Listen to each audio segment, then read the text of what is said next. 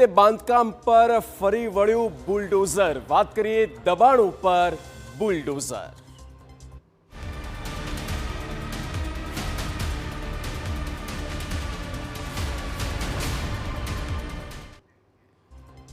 અમદાવાદના મોટેરા વિસ્તારમાં આજે ગેરકાયદે દબાણો સામે તંત્રનું બુલડોઝર ફરી વળ્યું। જૂના ગામતળની જમીન પર બનેલા બાંધકામો તોડવા માટે એએમસી દ્વારા કાર્યવાહી હાથ ધરાઈ અને સ્થાનિકોમાં ભારે રોષ ફાટ્યો। મહિલાઓનો આક્રંદ, પોલીસ સાથે ઘર્ષણ અને વિરોધ વચ્ચે આખો વિસ્તાર તંગદિલી ભર્યો બની ગયો।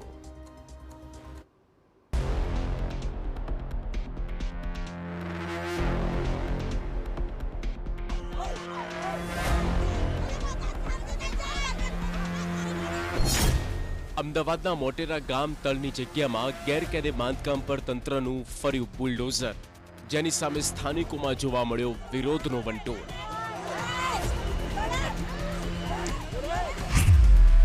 સ્થાનિકોનો ભારે આક્રોશ।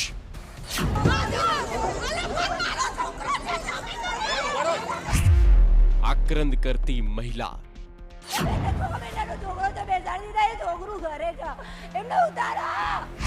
પોલીસ સાથે થયું ઘર્ષણ।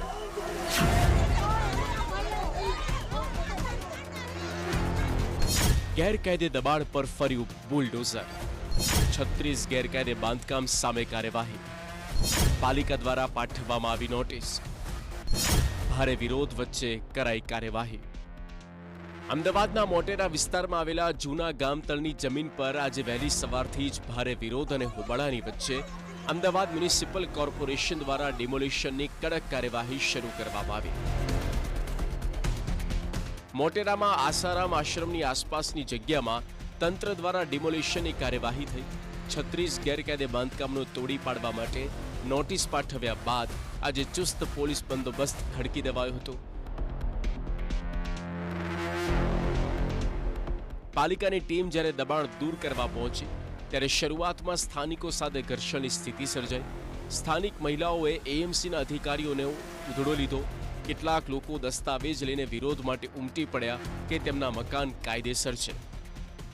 કે આ અમે જૂના ગામતળમાં રહી રહ્યા છે, બરોબર છે, અમે ગેરકાયદેસર નથી। અમને કાયદેસર 1984માં આ કાયદેસર પ્રક્રિયા તરીકે અમને પ્લોટ ફાળવવામાં આવ્યા હતા 50 વારના, અને એ પ્લોટ પ્રમાણે અમે રહી રહ્યા છીએ। હાઈકોર્ટનો હુકમ હતો કે 50 વારની ઉપરનું જેટલું બાંધકામ છે એ ગેરકાયદેસર છે, તો અમે એમને કહ્યું કે તમે માપણી કરીને તમે માપણી કરી લો, અમે અમારી જાતે તોડી નાખીશું, પણ એ માપણી કરવા આજ દિન સુધી આવ્યા નથી। હાઈકોર્ટનો હુકમ છતાં ખોટી રીતે 6 મહિના પહેલા ગટર અને પાણીનું કનેક્શન કાપી દીધાનો પણ આરોપ સ્થાનિકોએ લગાવ્યો। તેમનું કહેવું છે કે કોઈ પણ વૈકલ્પિક વ્યવસ્થા આપ્યા વિના કામગીરી કરવામાં આવી છે। અત્યારે સનદવાળાને 50 વાર કાયદેસરનું હાઈકોર્ટનું ઓર્ડર છે, છતાં આ લોકો 6 મહિના પહેલા આવીને રાત્રે 3 વાગે પાણી કાપી ગયા। કમિશનર શ્રી જોડે ગયા તો કે થાય એ કરી લો। અત્યારે ફક્ત એમને અમને અહીંથી કાઢવાની જ વાત છે, બીજી કોઈ વાત નથી। કોઈ વૈકલ્પિક વ્યવસ્થા વગર અમને કોઈ વ્યવસ્થા આપી નથી। એમને અમને એવું કહે છે કે અમે અહીંયા તોડી નાખીએ। અમુક લોકો છે એમને આ લોકો એમ કહે છે કે તમે દબાણ કરીને રહો છો। 50 વર્ષથી ટેક્સ ભરતા માણસનું દબાણ ના ગણાય, પણ આ લોકોને તાનાશાહી એમની ચલાવી છે। સરકારનું કશું, સરકારને ગરીબ પબ્લિકની કોઈ પડી નથી। ચોમાસું માથે છે અને બુલડોઝરથી અડધું ઘર તોડી દેવાશે તો ઘરનો બાકીનો ભાગ નહીં પડે તેની શું ખાતરી? બાળકોને, વૃદ્ધોને ક્યાં લઈ જવા? આટલા વર્ષોથી ટેક્સ ભરાઈ રહ્યો છે તો મકાનો ગેરકાયદે ક્યાંથી? એને ઘર મળતા બી નથી ને, ભાડા બી કેટલા છે? એ લોકો આપશે એમને 20,000 ભાડા? અમે મજૂરી કરીએ છીએ, અમે ગવર્મેન્ટ જોબ વાળા નથી। એએમસી વાળા એવું કહે છે કે 1 વર્ષ પહેલા નોટિસ આપવામાં આવી હતી, પણ આ લોકોએ ખાલી નથી કર્યું। શું હકીકત શું છે? નોટિસ ત્યારે આપવામાં આવી હતી, બધું કાયદેસર બધું જ થયું હતું, હાઈકોર્ટમાં ગયા હતા ને બધું હતું ત્યારે, પણ અત્યારે કોઈ નોટિસ આપી નથી અને ડાયરેક્ટ એમને કાલે સાંજે કહેવા આવ્યા કે અમે તોડવા સવારે આવી જઈશું। આ તરફ એએમસીના અધિકારી દ્વારા તમામ આક્ષેપોને નકારવામાં આવ્યા। તેમનું કહેવું છે કે ઇન્દિરા આવાસ હેઠળ જ્યારે પ્લોટ ફાળવવામાં આવ્યા હતા ત્યારે જ કેટલીક શરતો રાખવામાં આવી હતી, પરંતુ તે શરતોનો ભંગ કરાયો। 1/4 જગ્યા ખાલી રાખવાની હતી, તેનું પણ પાલન નથી થયું અને ઉપરથી વધુ ગેરકાયદે બાંધકામ કરી દેવામાં આવ્યા। એ 1/4 જગ્યા ખુલ્લી નથી રાખી. ઉપરથી 100 વાર અને 150 વારમાં મકાનો બાંધી દીધા છે, જેની સામે એમને નોટિસ આપવામાં આવેલી હતી. નોટિસ સામે એ લોકો હાઈકોર્ટમાં ગયા હતા. કોર્પોરેશન દ્વારા નોટિસ આપવામાં આવેલી હતી અને એ લોકો હાઈકોર્ટમાં ગયા હતા. હાઈકોર્ટમાં 1 વર્ષ અગાઉ એ લોકો કેસ હારી ગયા છે.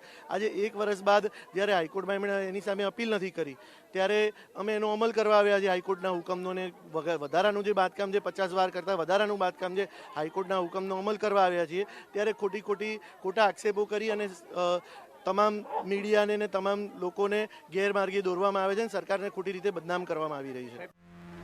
કોઈ અનિચ્છનીય બનાવ ન બને તે માટે પહેલેથી ચુસ્ત પોલીસ બંદોબસ્ત ગોઠવી દેવામાં આવ્યો. એક એસીપી, 5 પીઆઈ, 10 પીએસઆઈ સહિત 103 પોલીસ કર્મીઓનો બંદોબસ્ત ખડકાયો. પરંતુ વિરોધ ઉગ્ર બનતા પોલીસને કેટલાક લોકોની અટકાયત કરવાની ફરજ પડી હતી અને તે સમય પણ ગંભીર આક્ષેપ ઉઠ્યા.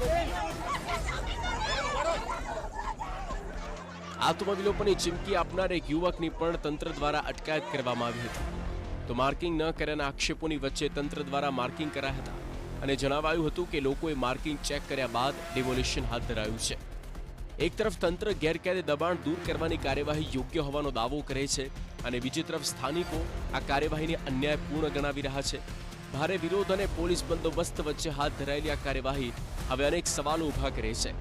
આગામી દિવસોમાં આ મામલો વધુ વિવાદ અને કાનૂની લડત જોવા મળશે કે કેમ, તેના પર સૌની નજર રહેશે. હરીન માત્રાવાડિયા, TV9 અમદાવાદ.